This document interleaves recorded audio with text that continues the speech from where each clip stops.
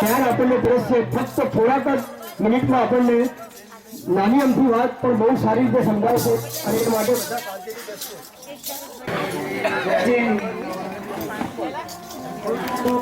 બ્રહ્મા ગુરુ વિષ્ણુ મહેશ્વર ગુરુ સાક્ષાત પરબ્રહ્મ તસ્મૈ શ્રી ગુરુવે નમઃ. માત કી જય.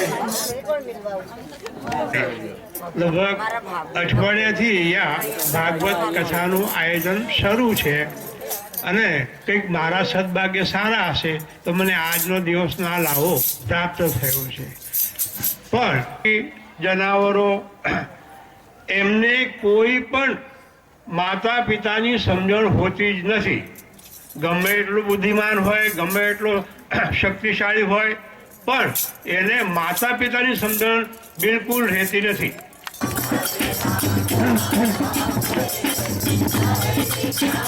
કૃષ્ણ કૃષ્ણ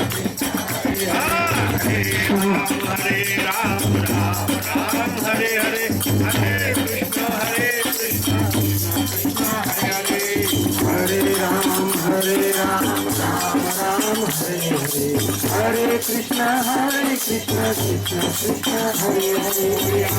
માત કી જય.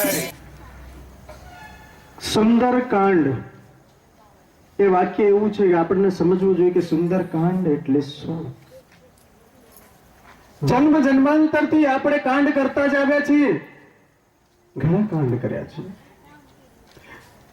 એ શબ્દ એકલો છે અને 84 ના ચક્કરે ભોગવ્યા છીએ.